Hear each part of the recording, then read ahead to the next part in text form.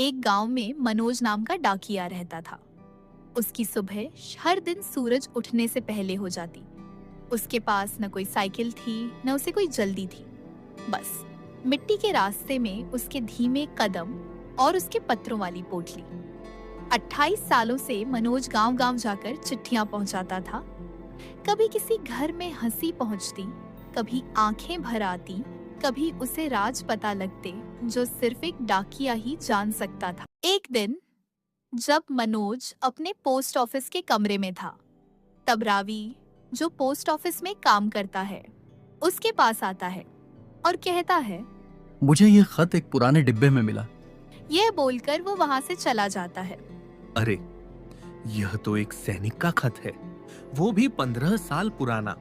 यह देखकर मनोज का दिल तेजी से धड़कने लगता है और वह कमरे से बाहर चला जाता है।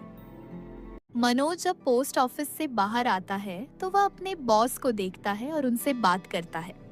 रवि को एक चिट्ठी मिली है, क्या आपको उसके बारे में कुछ पता है? हाँ, वही चिट्ठी।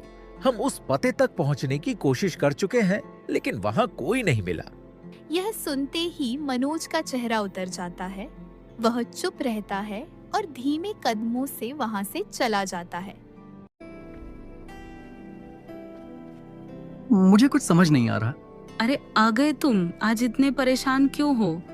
आज ऑफिस में एक पुरानी 15 साल पुरानी सैनिक की चिट्ठी मिली है। पता अधूरा है, पर दिल कह रहा है कि इसे सही जगह पहुंचाना चाहिए। तो फिर कल ही निकल जाना मनोज। कौन जाने किसी माँ या बहन ने अभी तक उस खत का इंतजार किया हो। तुम सही कह रही हो।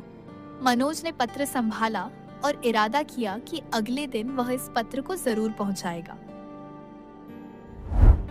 अगली सुबह मनोज ने अपनी पत्नी को अलविदा कहा और उस चिट्ठी को पहुंचाने के सफर पर निकल पड़ा।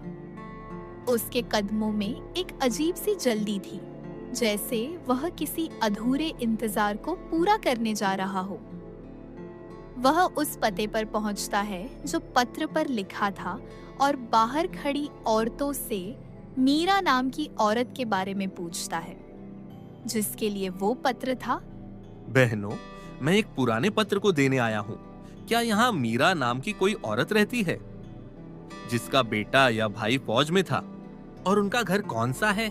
हाँ, रहती तो थी यहाँ एक बूढ़ी औरत, पर अब वो यहाँ नहीं रहती। वो अब मंदिर के पीछे एक छोटे से घर में रहती है। जी, आपका बहुत बहुत धन्यवाद। उस औरत से पता मिलते ही मनोज के दिल में एक नई उम्मीद चमक उठती है। काफी जगहों पर भटकने के बाद आखिरकार मनोज मंदिर के पास पहुंच ही जाता है।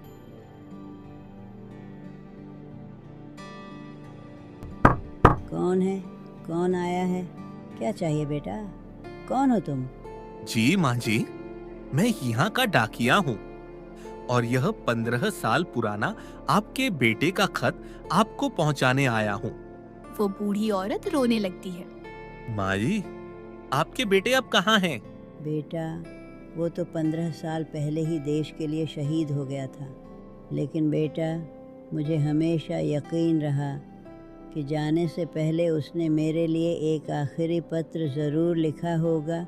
मनोज की आंखें भर आती है और उसके दिल को यह जानकर बहुत खुशी मिलती है कि उसने वह पत्र सही जगह पहुंचा दिया। मनोज चुपचाप घर लौटा, लेकिन उसके दिल में एक हल्की सी मुस्कान थी। वह जानता था कि आज उसने किसी का इंतजार पूरा किया है। सीख, कभी कभी छोटी सी कोशिश भी किसी के दिल का बोझ हल्का कर देती है।